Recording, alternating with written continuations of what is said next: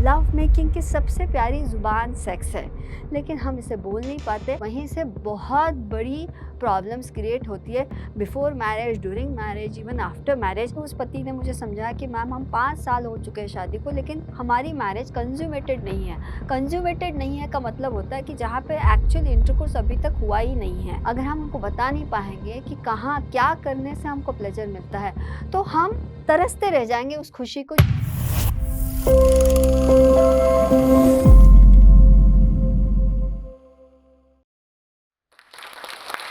Sex coaching या sex coach या loves, ये नाम सुनते से एक अनकन्वेंशनल सा प्रोफेशन नज़र आता है।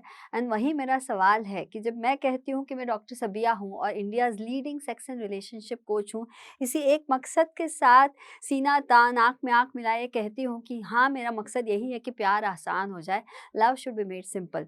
और उसके लिए ऑथेंटिक डॉक्टर्स और सेक्स कोचिज़ की ज़रूरत है।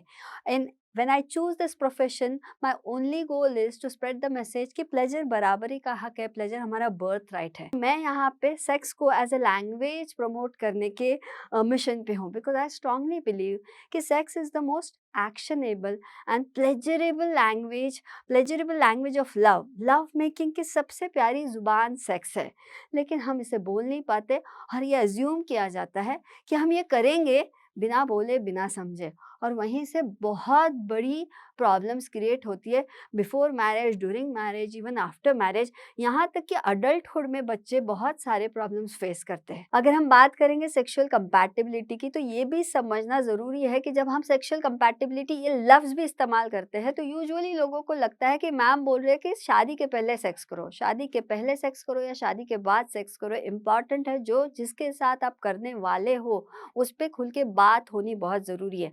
आपकी क्या फैंटेसीज़ है, आपके क्या सेक्सुअल प्रेफ़रेंसेस है, आपका क्या टर्न ऑफ है, आपका क्या टर्न ऑन है, आप किस तरीके से अराउज़ल पसंद करते हो, आपको सेक्स करते हो क्या बिल्कुल पसंद नहीं है। ये आप नहीं अज़्यूम कर सकते कि आपका पार्टनर सिर्फ़ आपकी बॉडी लैंग्वेज देख के जान जाएगा। Ideally that is the best way to understand each other's body, but यहाँ पे खुल के कम्युनिकेट करना सबसे आसान होता है, बिकॉज़ हैविंग दैट स्पेस, सिर्फ बदन पे के कपड़े निकाल दिए एंड फिजिकली नेकेड होना is not sex until and unless you are emotionally naked with the same person and creating that space where you can be vulnerable with the same person and having that confidence कि हाँ, मैं ये खुल के बात कर सकती हूँ, ये मुझे पसंद है, ये मुझे नहीं पसंद है। once you have this space, that really enhances whatsoever type of compatibility you will have, and that will help your relationship to have the spark maintained for a longer time। एक अक्सर बहुत कॉमन सवाल जो मुझे पूछा जाता है वो यही रहता है कि मैम एक्टिव सेक्स लाइफ रहने की एज क्या होती है। तो मैं हमेशा कहती हूँ कि when it is about age, age is connected with the organs. Organs की उम्र होती है, जो चीज़ आप 20 के हो जो 5 मिनट में कर रहे हो, जो 30 के होने के बाद शायद 10 मिनट लगेंगे, 40 में 20 मिनट लगेंगे, 60 में शायद बहुत टाइम लगे और 80 में शायद ना कर पाओ। That is the actual act of penetration, erection, ejaculation. But यकीन मानो, sex is not only an act, sex is an emotion first. वो एक एहसास है, और एहसास कब आपके अंदर जाग जाए यू हैव नो आइडिया। उसको उम्र की कोई मर्यादा नहीं होती है, एंड आपकी किसी भी उम्र तक उस एहसास को आप अंदर रख सकते हो और उसको एक्सप्रेस कर सकते हो। अनफॉर्चुनेटली हमारे यहाँ सेक्स को सप्रेस कैसे किया जाता है, इस पे बड़ी तवज्जो होती है, पर सेक्स को एक्सप्रेस करने के एक नहीं इनफाइनाइट तरीके हो सकते हैं। इंटरकोर्स को एज की लिमिटेशन है, but intimacy is always infinite, and intimacy is never restricted to bedrooms. Intercourse के लिए एक बंद कमरा, एक लिहाज, एक अंधेरा, एक शर्म और उसकी एक बाउंड्री होती है। बट इंटीमेसी, आप किसी को कितनी प्यार भरी नज़र से देख रहे हो, छू रहे हो, बात कर रहे हो, महसूस कर रहे हो, how you make your partner felt, heard, seen, all this comes there. और उसकी उम्र की कोई लिमिटेशन नहीं होती है। बहुत कॉमन क्वेश्चन और एक रहता है कि डॉक्टर सबिया सेक्सुअल रूटीन कैसा होना चाहिए। तो पहली बात, रूटीन जब होता है, एक होता है इंडिविजुअल रूटीन और एक होता है उस कपल का, उस मैरिज का। वहाँ दो दो शख्स है, उनका एक रूटीन होता है। तो हम उस रूटीन की गुलाम नहीं होते, हम तय करते हैं कि हमको कब क्या कैसे करना है। तो अगर कोई हर रोज़ सेक्स करना चाह रहा है, किसी की वो बायोलॉजिकल नीड हो सकती है, हम उसे जज नहीं करें। और किसी के लिए सेक्स रोमांस हो सकता है, किसी के साथ बैठ के गप्पे मारना हो सकता है, किसी के साथ बस कोई मूवी देखना हो सकता है। इसका मतलब सेक्स किसी की इमोशनल नीड हो सकती है। बट इम्पोर्टेंट यही याद रखना चाहिए कि सेक्स एक बायोलॉजिकल नीड उतनी ही है जितनी एक इमोशनल नीड है। और एक रिलेशनशिप में दोनों पार्टनर्स को ये एक दूसरे का एहसास होना ज़रूरी है। और तभी होगा वो रूटीन मुकम्मल जब उस बेडरूम में हम ईगो नहीं ले जाएँगे, कभी उनकी होगी, कभी मेरी होगी। एंड इस हिसाब से वो रिश्ता फूलता रहेगा। And best is medically when you have good intimacy and good intercourse, lots of hormones are released in body specially for females, lots of oxytocin is released, anti ageing formula कहते हैं हम, क्योंकि प्यार का सबसे एक्शनेबल सोर्स इज़ सेक्स। और उसको हम रूटीन में ज़बरदस्ती ना बटाएँ, we look forward to it, and when you look forward to it, your body enjoys it more. So yeah, you decide your routine as and when you want, with consent, communication and lots of communication. बात जब pre marital sex की होती है तो ये याद रखना बहुत ज़रूरी है, सेक्स हर शख्स का एक अलग बिलीफ सिस्टम होता है, सेक्स किसी के लिए वैल्यू सिस्टम होता है। तो आप सडनली किसी के बिलीफ सिस्टम को चैलेंज नहीं कर सकते। When it is pre-marital sex, again two people involved in it need to have consent for that. And as a doctor, I would say वो तो एक्ट हो गया। Yes, it is important to know the compatibility of two bodies, but more than that what is more important which we skip of is getting investigated. क्योंकि आज मेरे पास ऐसे इतने cases हैं जहाँ पे आपके जेंडर आप कुछ अलग आइडेंटिफाई कर रहे हो, आपके सेक्शुअल प्रेफरेंसेस कुछ अलग है, yet when you know what gender you identify still you marry just because of the sake of society. तो ये नहीं होना चाहिए। Hormonal checkup, sonography, HIV testing, STI testing, ये होना बहुत ज़रूरी है when we talk about premarital sex. In fact किसी भी कमिटेड रिलेशनशिप में जाने से पहले जो हम करने वाले हैं उस पे बात करना, इन्वेस्टिगेट करना, फिजिकल फिटनेस कैसी है हमारी ये समझ के लेना, क्योंकि कोई भी इलनेस हम छुपा के अगर कमिटमेंट में जा रहे हैं तो वो सही नहीं है। रही बात सेक्स करनी है कि नहीं करनी है, I as a doctor I always feel it's an individual choice. But आपको ये याद ही रखना पड़ता है हमेशा कि प्लेजर की कीमत आपका बदन नहीं देगा। So without any sort of safety, if you are trying to explore a person, believe me, you are risking a lot. So safety is here. It goes unsaid कि आप आपकी सेफ्टी को टॉप प्रायोरिटी रखोगे, अपनी value system, अपनी belief system को second priority पे रखोगे, सामने वाले के साथ उस कंपैटिबिलिटी पे बात करोगे, and then you can have a wishful choice. As a sex coach और एक मेरे प्रैक्टिस में जो सबसे बड़ा टाबू मुझे दिखता है, be it a young couple और be it a very senior couple, जहाँ पे एक बार मैंने अपना जिस्म, अपनी बॉडी किसी को सौंप दी है, मतलब मैं जिंदगी भर उसी शख्स के साथ अटैच्ड रहूंगी। It becomes like a burden for somebody. ऐसा नहीं होना चाहिए। मेरे हिसाब से जिस्म एक जरिया है किसी की रूह तक पहुंचने के लिए। अगर आप उस शख्स के रूह तक पहुंचे ही नहीं हो, इनफैक्ट उसको छन्नी करते हो, ब्लीड करते हो, and then you want to stay in that relationship because you had an intercourse with that person, believe me, that's not how it should be. Intercourse is a way of act जहाँ biologically दो bodies साथ में आते हैं, but emotional compatibility उसके बाद भी अगर नहीं आती है तो हम अपने जिस्म को उस रिश्ते में कैद नहीं कर सकते। ये अपने ही जिस्म के साथ बहुत बड़ी नाइंसाफी है। And in my practice what I see is less of divorce cases and more of extramarital affair cases, क्योंकि फिर यहाँ पे सिर्फ दो बदन एक छत के नीचे एक डेड मैरिज के हैसियत में रहते हैं, क्योंकि सोसाइटी में हमको दिखाना है कि हमारी शादी अच्छी चल रही है। बाकी वहाँ पे एक फॉर्मेलिटी, एक जिम्मेदारी के नाम पे वो सेक्स होता है। वैसा नहीं होना चाहिए। सेक्स जैसा प्यार वाला एहसास है जो हमारे जिस्म में जब से हम पैदा हुए तब से उस प्यार के फॉर्म में है। कब वो जिम्मेदारी बन जाता है और कब वो जिम्मेदारी हम अचानक सामने वाले पार्टनर के कंधों पे डाल देते, पता ही नहीं चलता, और उस चक्कर में उस रिश्ता में कुछ नहीं बचता। It becomes a dry relationship.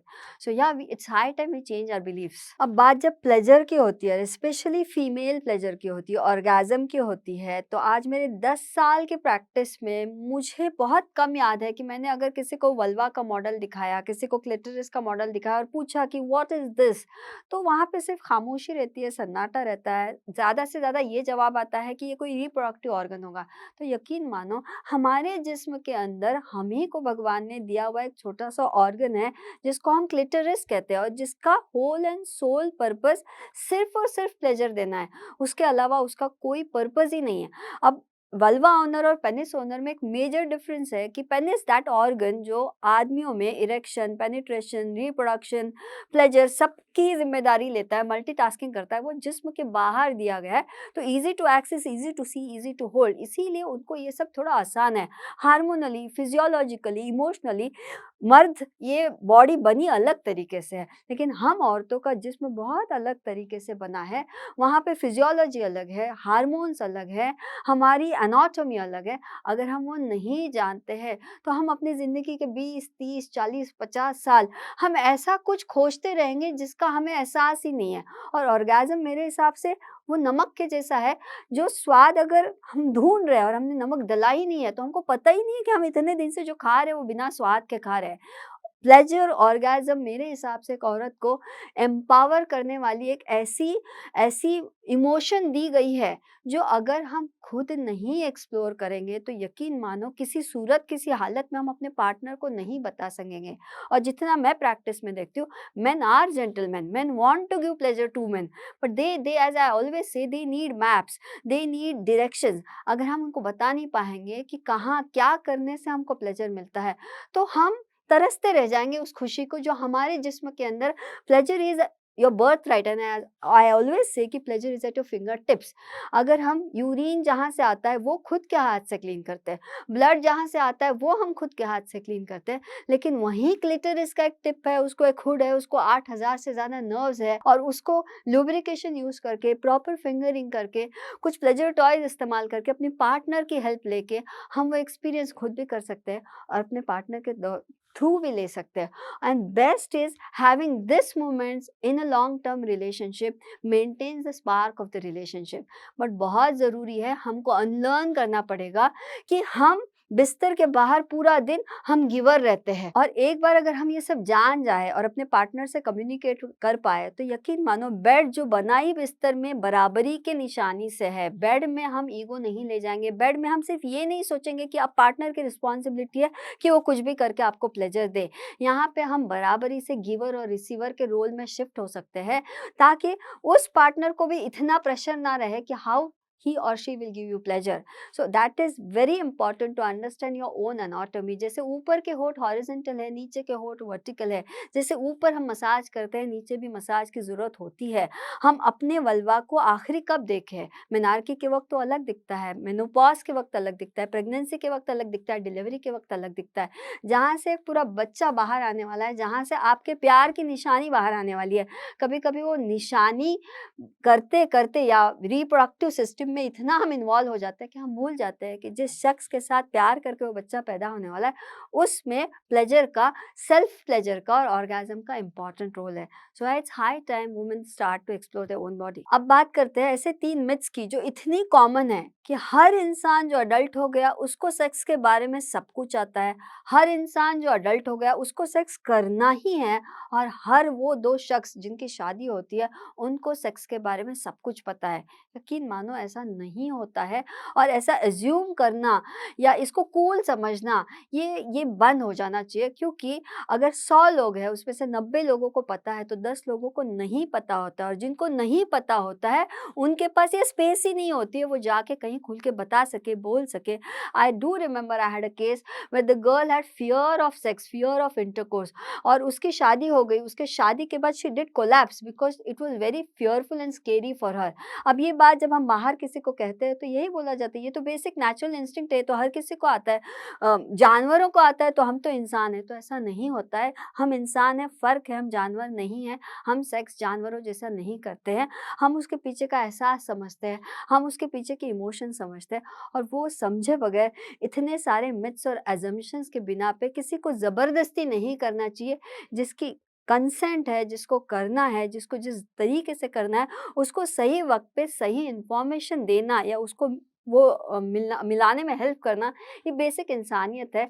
Sex की जब बात आती है तो जजमेंटल होना मेरे हिसाब से सबसे बड़ा गुनाह है, और वो अगर हमें सोसाइटी में इतनी सेफ स्पेस क्रिएट करे कि यहाँ पे हर कोई खुल के बात कर सके, खुल के पूछ सके, वो 3rd स्टैंडर्ड का बच्चा हो, वो 30 साल का बंदा हो, या वो 80 साल का कोई बूढ़ा इंसान हो, बट सेक्स इस वर्ड को लेके कोई भी सवाल अगर दिल में आता है तो उसको ग्रेसफुली पूछा जाए और उसका जवाब ग्रेसफुली दिया जाए। इतने साल की प्रैक्टिस में ये केस मेरे दिल के बहुत करीब याद रह गया, क्योंकि ये केस एक्चुअली डिवोर्स फाइल किया गया था। 5 साल हो चुके थे शादी को, ऑलमोस्ट 1 साल से वो डिवोर्स की केस चल रही थी और वो कपल मेरे सेशन में बैठा था and they wanted that marriage and I was like then why is the case in court? तब जाके उस पति ने मुझे समझाया कि मैम हम 5 साल हो चुके हैं शादी को, लेकिन हमारी मैरिज कंज्यूमेटेड नहीं है। कंज्यूमेटेड नहीं है का मतलब होता है कि जहाँ पे एक्चुअल इंटरकोर्स अभी तक हुआ ही नहीं है।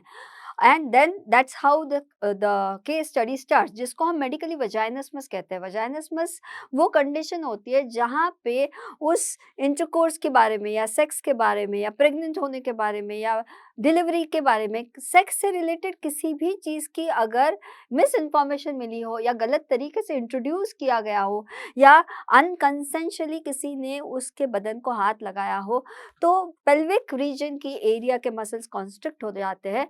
अगर वो औरत चाहे भी कि मुझे इंटरकोर्स करना है, तब भी वजाइनल ओरिफिस क्लोज हो जाता है and penis feels like it's going and hitting on the wall. और ये मेरे केसेस में का सबसे कॉमनेस्ट इशू फेस करती है औरतें। और क्यों मैं औरतें बोल रही हूँ? क्योंकि औरतों के साथ 3rd स्टैंडर्ड में, 4th स्टैंडर्ड में, 7th स्टैंडर्ड में एक लड़की थी, उसने मुझे बताया था कि लोकल ट्रेन में मैं बैठी थी मैम, शॉर्ट पहना था, ऊपर का जीन्स थी और एक आदमी ने बहुत देर तक मेरे पेट पे हाथ रखा, आधे से पौना घंटा। कब हुआ है? 6th स्टैंडर्ड में हुआ है, लेकिन उसका खौफ उसको अभी 27 साल की जब वो हो गई तब भी है और उसको कॉन्शियसली ये पता भी नहीं है कि उसको इस बात का खौफ है। बट जब इंटरकोर्स पेनफुल होता है, तब वो दुनिया भर के डॉक्टर्स के पास जाएँगे, गायनेकोलॉजिस्ट के पास जाएँगे और हर कोई अगर उनको यही बोल रहा है कि ये नेचुरल प्रोसीजर है और आपने करनी चाहिए, तो ऐसे होता नहीं है। Even that case of divorce which was sitting in front of me, उस लेडी के साथ 7 बार सेक्सुअल अब्यूज़ की हिस्ट्री थी and that too she was talking about that in her life for the first time, because I have to go deep down, ask the history. और तब जाके उसको भी रियलाइज़ हुआ कि हाँ मैम, ये इतनी बार ऐसा हुआ है। एक किसी अंकल ने कोई रेकी का किया तो पूरा बॉडी टच कर दिया। एक फ्रेंड ने अंडरपैंट के नीचे हाथ डाल दी, वजाइना को हाथ लगा दिया। लेकिन उसका खौफ उस रीजन में बैठ गया, इंटरकोर्स हो नहीं पा रहा है। उसके अपने माँ-बाप उसके चारित्र्य पे उँगली उठा रहे हैं। उसके पूरे फैमिली को लगता है कि उसका अफ़ेयर कहीं बाहर है, इसके लिए वो इसके साथ सेक्स नहीं करती है। बट उस हस्बैंड का बोलना था कि नहीं मैम, मुझे पता है कि मेरी वाइफ़ की आँखों में मुझे वफ़ादारी दिखती है, पक्का कोई और प्रॉब्लम है आपका, हमने वीडियो देखा और इसलिए हम आपके पास आके पहुँचे हैं। तो it was a clear cut undiagnosed case of vaginismus. ऐसे बहुत केसेस रहते हैं, इसीलिए मैं हर बार बोलती हूँ कि अज़्यूम नहीं करो कि ये तो टाइम से हो जाएगा, ये तो सही हो ही जाएगा, साल, 2 साल, 3 साल, 4 साल। नहीं, when it is about marriage, when it is about commitment, when it is about sex, you need to meet right people at the right time. Same goes for the other gender. I remember one more case जहाँ पे first night of marriage उस लड़के को erection issue आया, उसका penis erect नहीं हो सका and that girl kicked him on that region, on the groin region, और उसको वो ट्रॉमा इतना बैठा है, वो मैरिज तो रही नहीं, लेकिन अब उसको इरेक्शन की इतनी प्रॉब्लम होती है, उसके दिल में वो खौफ बैठ चुका है कि अगर ये नहीं इरेक्ट होगा तो मैं मेरी मर्दानगी को ललकारा जाएगा। क्योंकि आज भी हम उसी सोसाइटी में रहते हैं जहाँ पे एक मर्द की मर्दानगी उस पेनिस के साइज़, स्टैमिना, परफॉर्मेंस पे डिपेंडेंट होती है। हम चाँद पे पहुँच चुके हैं, लेकिन हम इस बिलीफ से बाहर नहीं निकलते हैं और इस बिलीफ की वजह से ऐसे कितने लड़के हैं जो डर जाते हैं। हर कोई सिक्स पैक और मैचो मैन नहीं होता है। हम औरतों ने ये समझना चाहिए कि अगर हमारी ज़ुबान को हड्डी नहीं है, तो उस नीचे दिए ऑर्गन को भी हड्डी नहीं है। अगर हम अपनी ज़ुबान पे नहीं कंट्रोल रख सकते, तो वो भी उस ऑर्गन पे नहीं कंट्रोल रख सकता है। It's very important to sit, talk, consult right people at right time and not to do anything and everything under the bubble of assumption. Towards the end मैं यही कहना चाहूँगी कि प्यार बहुत खूबसूरत एहसास है और मुझे बहुत लगता है कि सेक्स उस एहसास को ज़ाहिर करने का बहुत अच्छा तरीका है। जिस्म ज़रिया बनता है, तो हम उस प्यार के थ्रू किसी के रूह को टच कर सकते हैं और इसीलिए हमारी खुद की भी टैगलाइन यही है कि मेकिंग लव सिंपल। इस जहाँ में जो चीज़ सबसे नेचुरल है और सबसे ज़्यादा होनी चाहिए, वो कम होते जा रही है, वो एक्सटिंक्ट होते जा रही है, वो नहीं होना चाहिए। हम प्यार करते हुए पैदा हुए हैं, हम प्यार करते हुए ही हम इस जहाँ से जाने चाहिए। We need to have that strong belief. On that note, yes, I would like to end. अगर आपको ये पूरा टॉक अच्छा लगा हो, तो और भी आपके कोई सवाल हो तो प्लीज़ डीएम में पूछना, हमारे मेल पे आप अपने सवाल पूछ सकते हो, हम आपकी प्राइवेसी का हमेशा ख़्याल रखते हैं। ऐसा कोई भी सवाल हो जो आपको लग रहा है कि आप किसी को नहीं पूछ सकते, you can drop a mail box. And yes, ये पूरा जो जोश टॉक्स का प्लेटफ़ॉर्म है, इनको मैं दिल से शुक्रिया अदा करती हूँ, because having such platforms to talk on such untouched topics, taboo topics, बहुत कम मौके मिलते हैं जहाँ पे हम इतना खुल के बात कर सकें, जहाँ पे हमको बीप की सोचने की ज़रूरत नहीं, जहाँ पे हम ऑर्गन्स के नाम ले सकें, जहाँ पे आप अगर एक अडल्ट हो, अगर सेक्सुअली एक्टिव इंसान हो और ये टॉक स्टार्ट से एंड तक सुन रहे हो, तो आपको बहुत कुछ सीखने मिलेगा। इस तरीके के प्लेटफ़ॉर्म्स अगर हिंदुस्तान हमको दे रहा है, तो हम जैसे एजुकेटर्स के लिए बहुत बड़ी बात है। So big thank you to these talks.